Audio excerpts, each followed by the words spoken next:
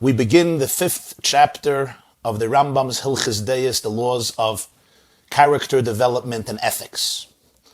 After the first 4 chapters of Hilchos, the first 3 chapters were dedicated to teach a Jew how to live, how to develop our characteristics, work on ourselves, work on our temperaments, ultimately striving to follow that path which he calls the Derech Hashem, that centered, balanced path, the path of synthesis, of harmony, of integration, in which we become, so to speak, imitations or reflections of divine wisdom, love, and compassion and sanctity in this world.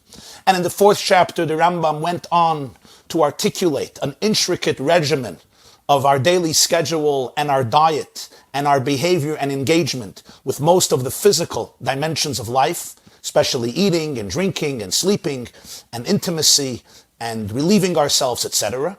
Now in the 5th chapter, the Rambam discusses how this Jew, this Chacham, this wise Jew, who truly becomes a living embodiment of Torah values, how this person's life is manifested in different aspects of life, which the Rambam is going to begin to address. Let's see. Perek Chamishi. Aleph. Just as the wise man, the person who has internalized Torah values, is recognizable in his wisdom, and he's recognizable in his temperament, in his character traits, and he often stands apart in these areas from the rest of the people. In the same way, this wisdom must be recognized in his actions, in his activities. And the Rambam now lists 10 words to define the actions in which Chachma must be recognized. Interesting, the number 10.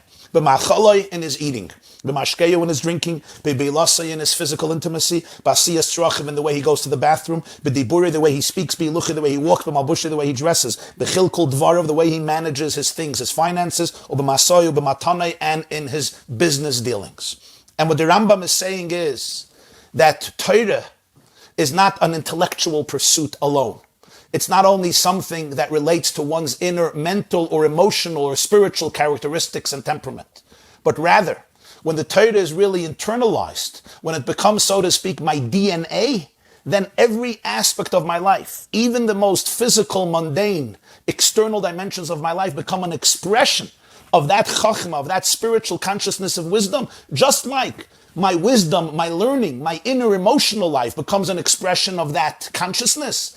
Every aspect, the way I eat, the way I drink, intimacy, and even going to the bathroom and dress and walk, and all of the facets the Rambam discussed, all become a living manifestation of this awareness, of this consciousness, of this higher state of oneness with reality, with infinity that the Chacham lives by. And a classic example for this would actually be DNA. The body is very compartmentalized, but when it comes to the genetic code, to the genome, to the DNA code, here, you find it in the brain, but you'll also find it in a toenail, and you'll also find it in a strand of hair. Why? Because on a DNA level, every single aspect of our organism is a manifestation of that genetic code. When the Torah becomes my DNA, then there's nothing that's excluded from it. Every single facet of my life, even the smallest, mundane, most physical thing, is also an expression of the authenticity and the depth of Torah. And all of these activities should be truly beautiful and befitting and becoming to the sage. Ketzat. What do we mean? Now here you're going to get a glimpse into the Rambam's systematic mind.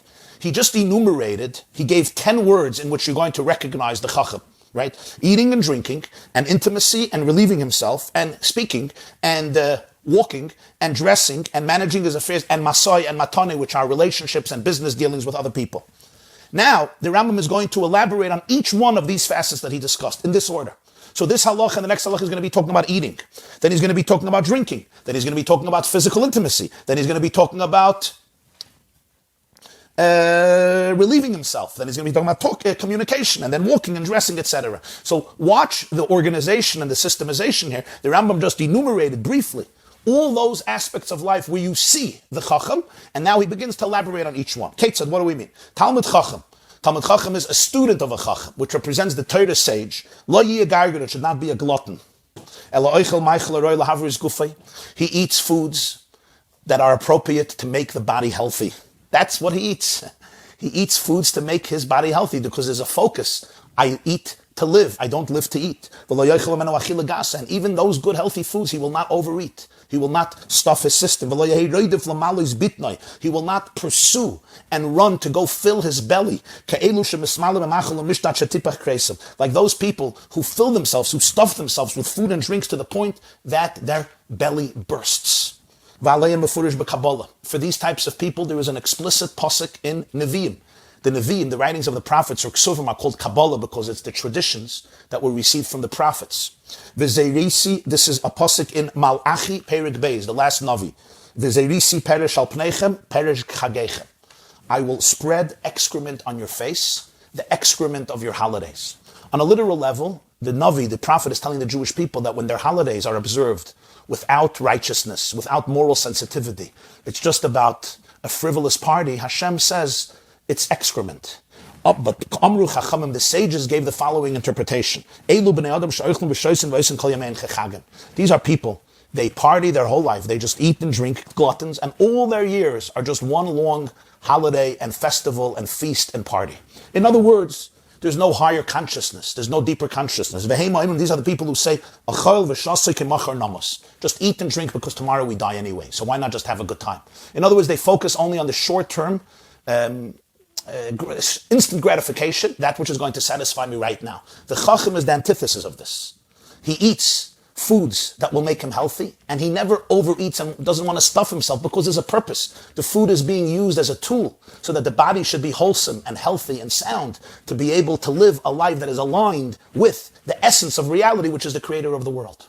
Unlike those whose entire focus are those things that ultimately turn into excrement in a few minutes or a few hours. This is the type of food, the type of feasting of the wicked, of those who are weak, those who fail to live up to the human potential.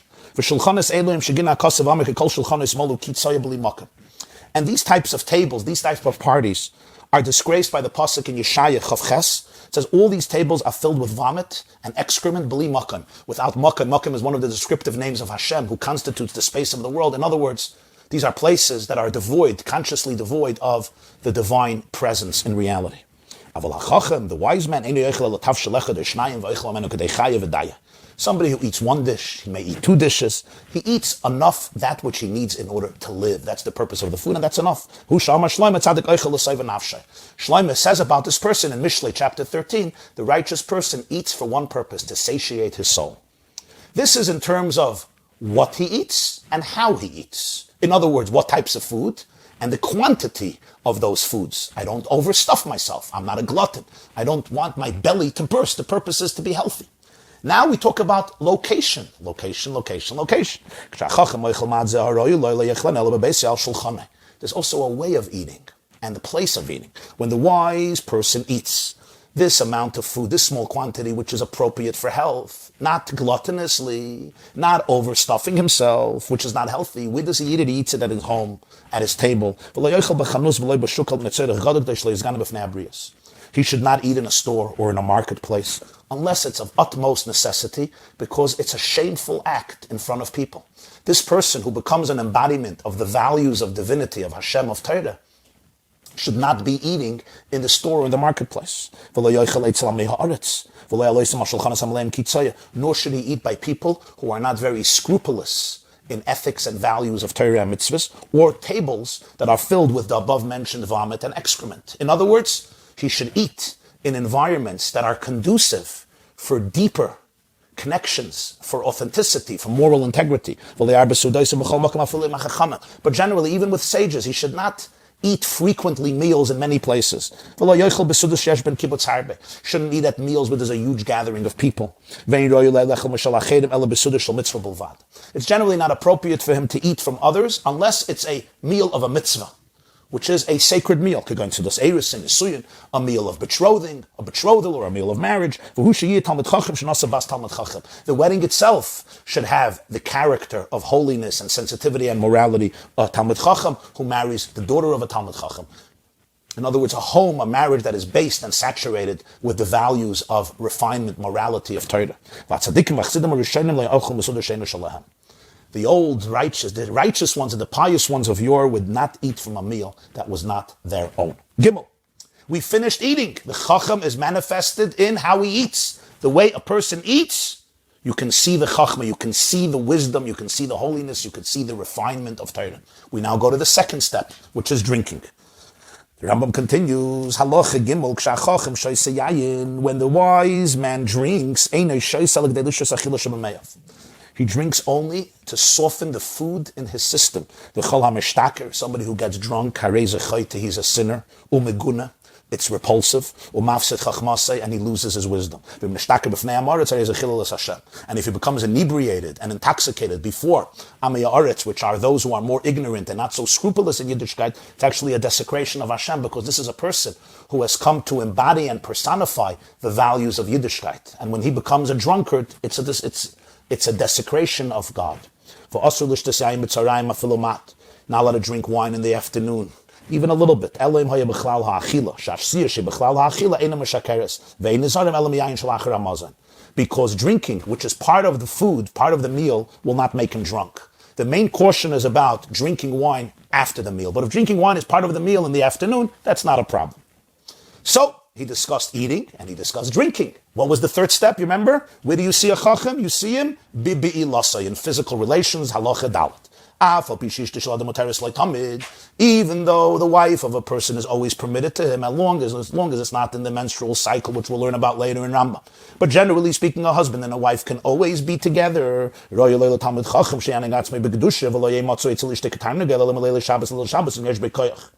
It's appropriate for the Talmud Chacham, for the Torah sage, to behave in a uniquely sanctified way. And he should not be found with his wife like a rooster, which is basically a euphemism for somebody who's overindulgent in physical relationships, but rather from Friday night to Friday night if he has the stamina. When he's together with her, when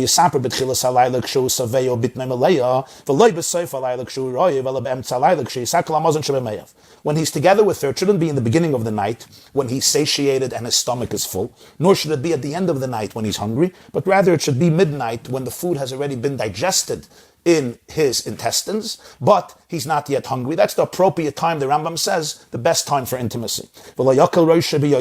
He should not be very lightheaded. And he says biyosa, very lightheaded. Because the point here is that a relationship, as he's going to explain, requires a certain element of vulnerability and excitement and free-spiritedness and joy. Yet, because he's a Talmud Chacham, he's careful that everything ultimately is permeated with a sense of refinement, because he is essentially a refined person, and therefore he will not be very lightheaded. Nor will he desecrate his mouth with obscene words, even when it's privately between him and her. And again, we're talking about a relationship that by nature is extremely vulnerable, and people have to feel that they can be extremely open. But because this person is truly refined, the Torah has permeated the very fiber of his being. That's what the Rambam is describing here. So therefore, it's manifested everywhere. So the way he eats, the way he drinks, and the way he engages during physical intimacy, the way he communicates with his wife then, will also have a certain refined element. We say in Kabbalah again is the Navi. The Navi Amos tells us, chapter 4, he tells the person his conversation, our sages said, even a light conversation between a husband and a wife, you're accountable for. In other words, a Talmud Chacham realizes the power of every word that I can utter. Every word that comes out of my mouth has meaning, it has significance, it has purpose. God listens. I'm accountable for it. And therefore, even in such vulnerable, exciting, and joyous moments of intimacy, you will not hear obscene language. Both of them should not be drunk during intimacy, nor lazy, nor depressed, miserable, sad. And not even one of them. Nor should she be asleep. Never will he coerce her and she doesn't want. Intimacy is done with the mutual consent of both of them, and both of them in a state of simcha, in a state of positivity and optimism and joy. He first communicates with her and he laughs with her a little bit. In other words, they have an enjoyable time together so that her soul should be relaxed. Listen to the Rambam's words. You can't just engage in physical relationships. The Rambam says she first has to be relaxed. She has to be in a state of calmness and serenity and tranquility. So he does whatever it takes. He tells stories. He communicates with her. They have what we would call yisachik. There's a kvelling. There's laughter. There's fun, excitement. So she should be relaxed. She should feel settled and calm in her skin. The yival bebusha v'loy ba'azaz v'yifresh miyad. And then he engages in a relationship with a certain sense of shyness, a certain sense of humility, not with aggression and chutzpah and audacity. There's an element of respect, of refinement, not with azus, which is, aggressive chutzpah, v'yirfish miyad, and he separates right away. Hey, kol hanoyeg minegza, somebody who follows this custom,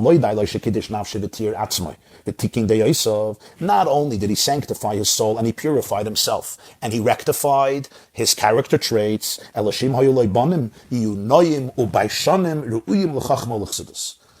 if from this relationship come children, these children are going to be beautiful. They will have busha, they will have sensitivity and respect, and they will be worthy of wisdom and of piety. Their souls and bodies will be conduits for piety and for wisdom. And those who follow the customs and the traditions and the routines of the masses who often walk in darkness, he will have children like that. Vav. Of course, as it says in Sfarim, the Arizal explains this, Tanya chapter 2, a father and mother cannot determine the nature of the soul of the child. That comes, chelik elakamal, that Hashem decides. But nonetheless, our behavior, our consciousness, our modes of behavior, our habits, the nature of our relationship, and as the Rambam says, our communication with each other and our state of mind and heart does have an effect on the fetus. Vav. We discussed how a chacham eats, we discussed how he drinks, we discussed how he has physical relationships. Now, we go to the next step, which is going to the bathroom. Talmidei Chachamim are exceedingly modest. They do not desecrate themselves. They do not expose their head or their body. Remember, in those days, it was only a midas chasidus. It was a pious behavior to always walk around with a yarmulke on your head. But he says the Talmid Chacham will make sure that his head should never be uncovered, nor the rest of his body. Even when he goes into the latrine, even when he goes into the bathroom, he is modest and he will not remove his clothes until he sits down. If he's using his hands to wipe himself, he will not use his right hand to wipe himself. He will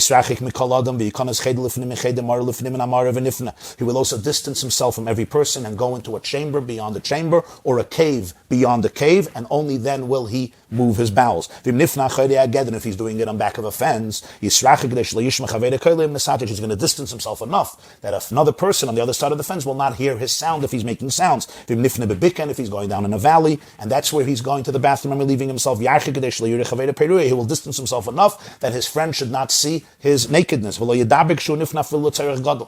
He shall not speak while he is moving his bowels, even if it is of important necessity. He must wait till he finishes.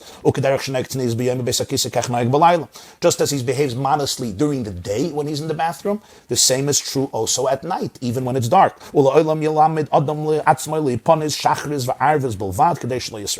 Generally, if a person can, he should try to train his body to defecate in the morning and in the evening, so that he should not have to distance himself from civilization so far, because during the day, there are so many people everywhere, and because of his modesty, he's going to have to go far, far away. But if he trains himself to go to the bathroom early morning before sunrise and in the evening, then people are in their homes, and then he doesn't have to go so far away. So, the Rambam discussed how a chacham eats, the Rambam discussed how a chacham drinks, the Rambam discussed how a chacham engages in physical relations, and how he relieves himself. Now we go to the next one, which is bidiburai, how we see the chachma in verbal communication. Halacha Zayin. Talmid chacham lo yeit soyek v'tzeveich b'shas diburik behemes v'chayes. Listen to his words. A Talmid chacham should not scream and yell and shout and holler while he speaks like animals and beasts. He should generally not raise his voice to high pitches. He speaks with pleasantness and serenity when he communicates with anybody, with any living creature. On the other extreme, when he speaks quietly and pleasantly, he shouldn't start whispering, through which he appears like an arrogant, pompous person. Sometimes people who are better than everybody else in their own mind, they think they're aristocratic, sepastenish, to speak normally. They whisper, so everybody has to come very close to hear every word. The Rambam says that Talmid Chacham does not do that either. He will greet every single person. He will say hi and bring shalom, greet everybody. Powerful words, because he has a mission. His mission is, he wants their spirit to be comfortable with him. In other words, the Talmid Chacham knows, part of my mission in life is I am an ambassador of love. I am an ambassador of light. I am an ambassador of compassion. I want to empower people. I want to bring out the best in people. I want to bring love to the world, kindness to the world, holiness to the world, purity to the world, light to the world. And therefore, he greets every single person, no exception. Every person he greets warmly. He says shalom to them. Why? He wants them to be inspired from him. My role is to inspire people, to bring out the best in people, to bring out the goodness in people. I want to be a source of inspiration for all of these people. He judges every single person meritoriously. He speaks about the praises of his friend and never about his disgrace or shame. The Talmid Chacham has one mission statement, one agenda in life, to bring out the best in people, the light in people, the infinity and the holiness in people. He loves peace and pursues peace. If he sees that his words are effective and being listened to, he will say them. And if not, he also knows how to be quiet. That's also part of knowing how to communicate, how not to communicate. For example, he will not appease his friend when the person is furious and angry. It's useless. You may be saying the right words, but it's useless. Fascinating. Sometimes somebody makes a vow. They're very angry. I'm never going to my mother-in-law's house again. We have something called Hataras Nedarim. Hataras Nedarim means you go to a sage, and the sage says, if you would have known that when you make this vow, these and these would be the ramifications, would you still make it? You say no, so they could nullify the vow. Don't ask him questions then to try to nullify the vow, because in a moment of anger, he can ultimately say, no, I'm still holding on to the vow. I don't care about any possibilities. And then what happens? You close the door for him. He can't nullify his vow. Wait till he relaxes. Wait till he calms down. Nor should you offer words of solace and comfort when the corpse is right in front of him, because he's overwhelmed. You may be saying nice things, but it's not the time. The person is startled. The person is in a state of shock. It's a very, very difficult state. You have to know when to be quiet. Show up. Be there. But it's not the time for you to start offering words of comfort. Talmid Chacham knows when to speak and how to speak, and when to put a zipper on his mouth. He will not show up in front of his friend when his friend did something very shameful. Doesn't want to embarrass him. He stays away. He never changes his words. He never lies. He won't exaggerate. He won't diminish from the truth. Unless if it is to make peace. If the goal is to promote peace between people, then the Talmid Chacham may alter his words. He won't lie. But he will exaggerate. He may not say all of the details for one purpose. If it is to make shalom, if to make peace. Klolei shel davar, here's the cardinal, here's the principle. Einay medaber ela b'divrei chachma, or b'gemilas chasadim kayetze ban. Talmid Chacham only speaks words of wisdom and words of kindness and love and generosity. He should not converse with a woman in the marketplace, even if it's his wife or his sister or his daughter, because not everybody may be aware of that, and it is a boundary that he is very sensitive not to cross, so there should not be any wrong impressions. Yes. We spoke about how he eats, how he drinks, how he has relations, how he relieves himself, and how he communicates. Now we go to the next step, how he walks. Ches. A Talmid Chacham never walks with erect, with an outstretched neck, like in this arrogant fashion. Like the Pasuk says in Yeshaya,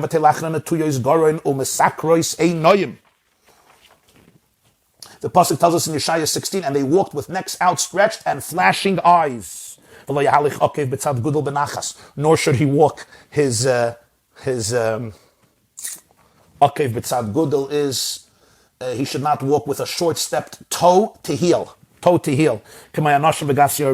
women tend to walk, and some male people who are arrogant, they walk very, what's called statechna. The toe is touching the heel. The heel of one foot is touching the toe of the other foot, step by step. So he says, there's two extremes.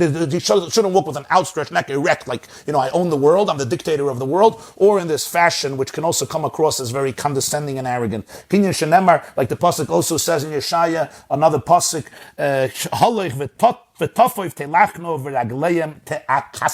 walking and mincing as they go, tinkling with their feet. He shouldn't run in the public streets like a madman. That's the opposite extreme. Nor should he bend over like a hunchback. In other words, you're telling the Talmud Chacham, don't walk in a way that seems condescending and pompous and narcissistic and arrogant, with this upright stature, and you're erect and stretched out neck, or so slowly, you're I keep on missing the word. Your toe is touching your heel, so he'll go to the other extreme. He'll behave like a hunchback. He's going like this. That's also not the proper way to walk. He looks downward like when he's by davening, like the way he's by davening. He walks in the marketplace like somebody who's busy with business dealings. In other words, he's not idle, he's not frivolous. He walks with a certain sense of seriousness, of responsibility. From the way a person walks, you can see if he's wise, if he's a person of perceptiveness, or he's a fool and mindless. Shlomo says in his wisdom, Hilchos chapter 10, the way a fool walks, he tells everybody that he's a fool. You can see that he's a fool. And now the Rambam goes to the next step, which is dress, halacha tes. Malbush Talmud Chacham. The dress of a Talmud Chacham is malbush no v'naki. It's fine, it's beautiful, and it's clean. It's forbidden that on his clothes there should be a stain of blood, or a stain of fat, or another stain. On the other hand, he shouldn't dress with royal aristocratic garments that are very flashy, clothes of gold or purple that attracts everybody's comments and eyes. Nor should he dress in rags of very poor people, which is embarrassing for the person who wears these garments. He should dress ordinary, nice, fine clothes. You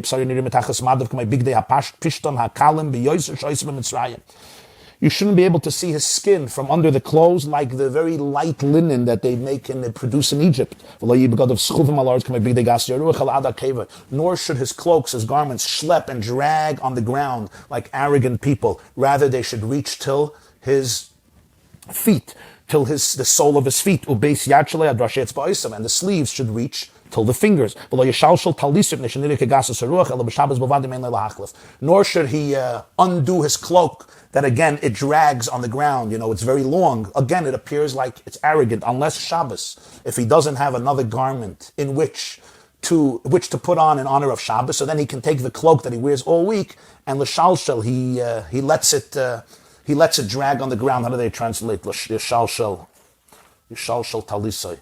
He lets his cloak hang down on Shabbos just to honor the holy day of Shabbos. He shouldn't wear shoes with patches on patches on patches. It's embarrassing in the summer months. In the rainy months, when there's a lot of mud, you won't see the patches. So if he's poor and he has no other choice, that's fine. You shouldn't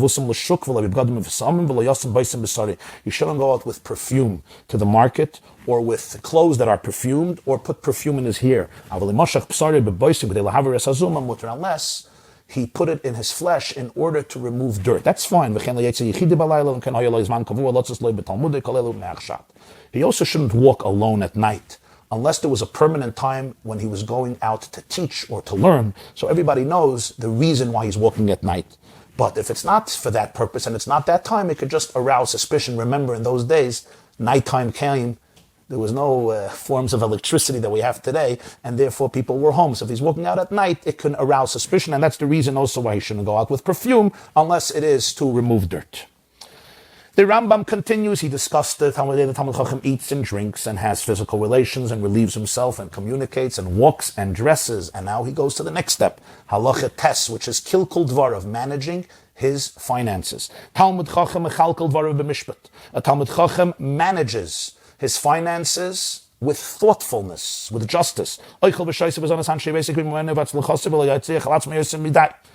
he gives to drink, he feeds, and he gives to drink, and he nurtures, and he nourishes, and he feeds his family according to the money that he has, according to the means, and according to the success that he has. He does not overburden himself and engage in unnecessary expenses that will make his life miserable.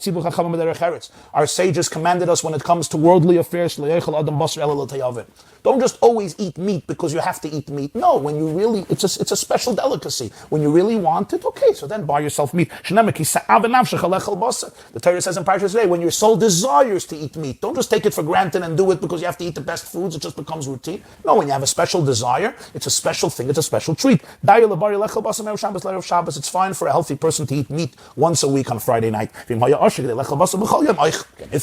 you're wealthy, so you can eat meat every day, that's fine. The sages said,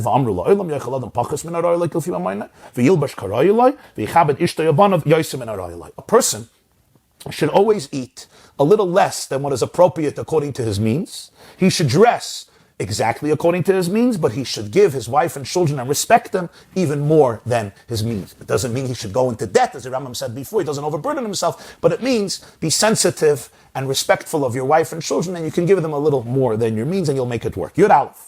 So, the Rambam discussed eating and drinking, and the Rambam discussed afterwards, you remember, physical intimacy, and he discussed relieving yourself, and he discussed how you speak and how you walk and how you dress and how you manage your finances, and the Rambam now continues about managing finances. Yud Aleph, Derech Balei Deya. It is the pattern of thoughtful people, of people who follow logic. That there should be an order in life. First, find a source of livelihood which will support you, then purchase a home to live in, and then get married. Shenemar, the source for this is in Parshas Shoftim, when Jews went to war, and the police officers got up and they said that certain individuals are exonerated from going to battle. They can go home, and they can help the battle efforts in different ways, not by being mobilized to the front lines. So here are the words from the Parsha. Who was a person who planted a vineyard and did not redeem it on money, because the first 3 years you couldn't eat the fruits. The fourth year, you took the fruits and brought them to Jerusalem, or you redeemed them on money, you brought the money to Yerushalayim, and you ate food over there. Whoever planted a vineyard and 4 years did not pass yet. Who is a person who built a new home and never had a chance to dedicate it and move in? Who is a person who betrothed a woman, but he did not take her, meaning they never moved into one home and began living as a couple, because they used to wait 12 months between marriage, between betrothal, and then the marriage ceremony when they actually started to live together. All these people are exonerated from going to battle. They can go back home because of their unique situation. What do we see from here? There's an order, right? Vineyard, source of livelihood. House, now you have a house. Now you have a woman, you can get married. Aval hatipshim, the fools, maschilim lisa isha, v'achakach timsa yada yikna bayis. The fools do the opposite. First they get married. Then, if he finds the means, he's going to go buy a house. And then, at the end of his life, he decides, you know what? I need some parnas. He's going to start looking for a trade. Or if not, he'll just support himself from charity. We see this in the curses in Parshas Kisavi. It says, Isha sa'aris bayis tivna kerem tita. First, you'll betroth a woman, you'll build a home, and you'll plant a vineyard. In other words, the order of your actions will be reversed, not an appropriate order. You know why? So you won't be successful. So that's why it says first you'll get married, then you'll build a home, and then you're going to find a source of livelihood. That's not a way to do it. But bracha way, when it comes to blessing, the pasuk tells us in Shmuel Aleph Yud Ches, Vayhi David l'chol drach of maskel v'Hashem imay. David followed all the ways of his life, followed seichel, they followed mindfulness, and Hashem was with him. Yud Beis. Oh, great question somebody asked. Very famous question. The Rambam gave the order of the Psukim, but that's not the case. First it speaks about a home, and then it speaks about a vineyard, and then it speaks about a woman. How can the Rambam do this? This created a lot of discussion in the Mefarshim. You can look in the Kesef, Mishalechem, all the Mefarshim on Rambam. Some say that the Rambam primarily meant that marriage is the last one. The fact that you need a livelihood before you build a home is obvious. How are you going to buy yourself a house or build yourself a house if you don't have money? So obviously you first need to earn an income in order to get a house, unless somebody's going to buy it for you. But the main point is that marriage comes at the end. So you have an income and you have a house and then you marry. That's what some commentators say. However, others bring out a very interesting point. The pasuk says, V'loi chiluloi. Chilul is when you redeem the fruits on money, you bring the money to your Rishon, that happens on the 4th year. So this is somebody who planted his vineyard 3 years ago, but 4 years did not pass yet. And then it says he built his home. Now, hopefully it doesn't take so many years to build a house. So that means the planting of the vineyard actually came first. It's just 4 years didn't pass. And then he built his home. In other words, he did start securing for himself a source of livelihood. It's forbidden for a person to make all of his assets ownerless or to sanctify everything, to dedicate everything to the Beis Hamikdash, and now he himself becomes a beggar. It's not the right way to live. Also, you have to know how to manage your finances. Don't sell a field which is a source of income and also is not easily destructible. You can't burn a field to buy a house. Don't sell a house which is real estate in order to buy movable properties, because a house is a long-term investment. Don't sell your house to take the money and start doing business with this money. Sell movable items in order to buy a field. The principle is this. The Rambam's business advice. Your ambition should be to be successful, that your assets, your money should become prosperous, and exchange the impermanent with the permanent. In other words, invest the impermanent with that which will be a long-term, permanent source of income and revenue. Remember, your intention should not be just temporary gratification for the moment, or to beautify yourself so everyone, you're living a very attractive and high-level, first-class life, but ultimately you are losing your money. Finally, the Rambam comes to the last aspect where we see the Chachma manifested in daily actions. The last one was Masoi Umatane, business dealings. Halacha Yud Gimel. Fascinating halacha. Zok the Rambam. Masoi Umatane shel Talmid Chacham be'emes be'emunah. All the business negotiations and a Talmud and dealings of a Talmid Chacham are always done with integrity and trustworthiness. When it's no, he says no. And when it's yes, he says yes. Meaning, it's not that he says yes and he means no, and he says no and he means yes. No, when he says no, it's because it's no and yes is yes. He's honest. Every word is honest. When it comes to himself, he's very meticulous to pay back every last penny. When it comes to other people, he can forgo. If he buys something from them, he'll forgo a little bit. He won't be so medactic on them. He pays for what he buys right away. If he can, he doesn't take it on credit. He tries to pay up. There are 3 things he tries to avoid. Becoming an ariv, which means a guarantor. When somebody borrows money from somebody and I say, if he doesn't pay you back, I will be the guarantor. Or a kablan, which means I take initial responsibility for the loan. Or harsha means I become an agent of somebody else to collect money from a third person. All these things, I'm getting into potential conflict. Of course, if it's a serious situation and you can help somebody and save somebody's lives, he does it. But in other words, he avoids every possible conflict where he gets in between 2 people, and at some point there may be contention there, and he tries to avoid all forms of contention. When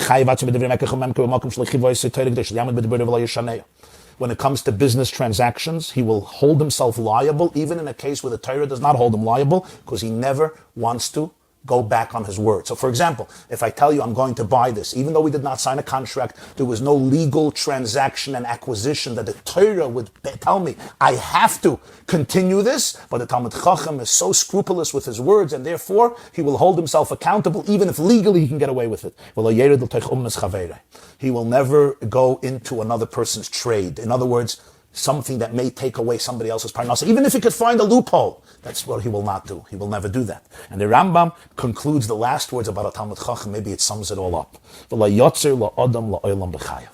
Throughout his entire life, he will make sure not to cause distress to another person. Here is the summation and the principle. He shall be from those who are pursued, but he will never pursue. He will never persecute. He may be humiliated, but he will never stoop down and humiliate others. A person who behaves and engages in all of these types of activities and similar activities, Allah HaKasav, on this person, the Pasuk says in Yeshaya Perik Memtes, he said to me, Avdi Ata, you are my servant, Yisrael Asher B'cha Espar, a Jew in whom I am glorified. He becomes the human being whose very presence is a glorification of Hashem. This concludes the 5th chapter of Hilchos.